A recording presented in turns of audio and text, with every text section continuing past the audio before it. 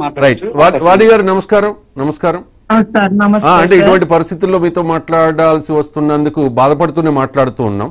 ఎవరికైనా ఫ్యామిలీ అంటే గౌరవం, ఆ కుటుంబ గౌరవాన్ని కాపాడుకోవాల్సిన బాధ్యత ఉంటుంది. ఇప్పుడు మీరు రచ్చకెక్కారంటే దానికి చాలా కారణాలు ఉంటాయి. కానీ మీ భర్త దువ్వాడ శ్రీనివాస్ గారు చెప్పేది ఏంటంటే, నా భార్యకు రాజకీయ ఆకాంక్ష ఎక్కువ. తను చేసిన ఫస్ట్ ఎలిగేషన్. మీకు రాజకీయ ఆకాంక్ష ఉందా? మీరు రాజకీయంగా ఎదుగుదాం అనుకుంటూ ఉన్నారా? భగవంతుడు ఉన్నాడు, దేవుడు ఉన్నాడు. నాకే రాజకీయ ఆకాంక్ష ఉంటే నేనే సార్ ఎమ్మెల్యే క్యాండిడేట్ ని. ఆయన రాడు. నేను 2001లో జడ్పీటీసీ, మా ఫాదర్ 83 నుండి ఎమ్మెల్యేగా ఇక్కడ కంటెస్ట్ చేస్తున్నారు. మా తాతగారు లక్ష్మీపతి దొరగారు, మా డాడీ వాళ్ళ ఫాదర్ ఎమ్మెల్యేగా కంటెస్ట్ చేశారు. నేను 2004లో ఎమ్మెల్యేగా కంటెస్ట్ చేశాను. మా ఫాదర్ 86 లో ఎంపీపీగా కంటెస్ట్ చేశారు. నేను వద్దనుకున్న తర్వాత శ్రీని గారు రాజకీయాల్లోకి వచ్చారు. నేను ఆయనకి సపోర్ట్ చేయబట్టే ఈ రోజు ఆయన రాజకీయాల్లో ఉన్నారు. 2006లో ఆయన జడ్పీటీసీగా పోటీ చేశారు శ్రీని గారు. 2006లో జిల్లా పరిషత్ వైస్ చైర్మన్ రాజశేఖర రెడ్డి గారు ఇచ్చారు. మరి వాణి గారు మొన్న రీసెంట్ గా జరిగిన ఎన్నికల్లో మీరు సపోర్ట్ చేయలేదా మీ భర్తకి? మరి ఆయన ఓడిపోయారు కదా టెక్కల్లో అచ్చెన్నాయుడు చేతిలో. సార్ నేను పాజిటివ్ చేయలేదు, నేను నెగిటివ్ చేయలేదు.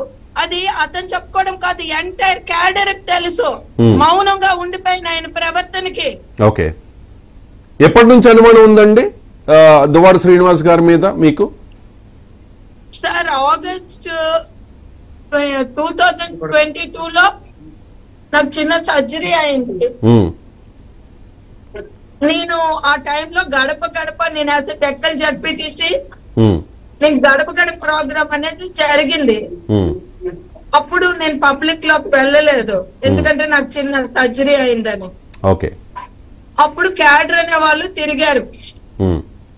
అప్పుడు నాకు ఇలాంటి అలిగేషన్స్ ఆయన పట్ల క్యాడరే చెప్పారు. ఆ మెసేజ్లు కూడా ఉన్నాయి. నేను ఏమి ఫేక్ గా చెప్పింది కాదు. ఆ మెసేజ్లు చూసింది క్యాడర్లే చెప్తున్నారు అని కూడా నేను నిలదీయడం జరిగింది.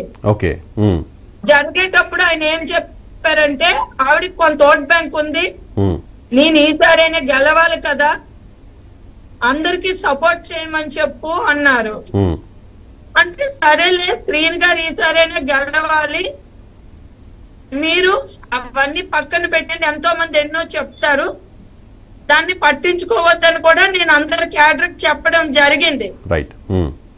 వన్ ఫైన్ మార్నింగ్ నాకు పిల్లలు క్వశ్చన్ చేశారు, ఆవిడెవరు చాలా వర్స్ట్ గా బిహేవ్ చేస్తుంది అని అంటే, ఏంటమ్మా ఏం జరిగిందంటే ఆవిడ మెసేజ్లు కొన్ని నాకు పెట్టడం జరిగింది, స్క్రీన్ షాట్స్. అప్పుడు నేను అలర్ట్ అయ్యి అడగడం జరిగింది.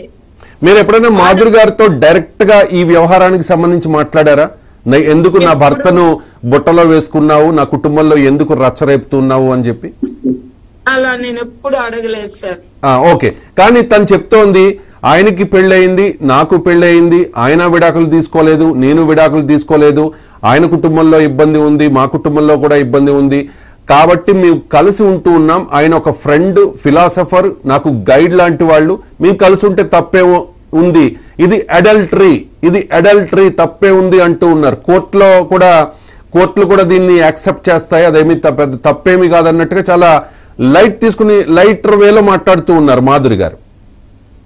ఆవిడ ఇలాంటి అఫైర్స్ తో ఉంటే ఉండొచ్చు, ఆవిడకి లైట్ అనిపించుకోవచ్చు, లేకపోతే కోర్టు తాలూకా ఇవి రైట్స్ ఉన్నాయని చెప్పుకోవచ్చు. ఒక్కొక్కరి వ్యక్తిత్వం అది. అలా తిరిగిన లేడీస్ మనం ఎంతమందికో చూసాము, ఇలాంటి చట్టాల కోసం చెప్పొచ్చు. ఆవిడ వచ్చేమో ఒక క్షణం చెప్తాది ఫ్రెండ్ అని, ఒక క్షణం చెప్తాది నేను ఆయనతో కలిసి ఉన్నాను, నాకు ఇది ఉంది, రిలేషన్ ఉంది అని చెప్తాది. ఒక క్షణం ఏం చెప్తాదంటే, మేమేదో అన్నాం కాబట్టి సూసైడ్ చేసుకుంటే శ్రీని గారు వాదార్చారు అని చెప్తుంది. అది ఏమి నిజమో ఏమి అబద్ధమో మాకు తెలీదు. ఆవిడకి ఏ రైట్స్ ఉంటే ఆయనతో తిరుక్కోవాలంటే తిరుక్కోనియండి. మీకు అభ్యంతరం లేదా? మీకు అభ్యంతరం లేదా తిరిగితే?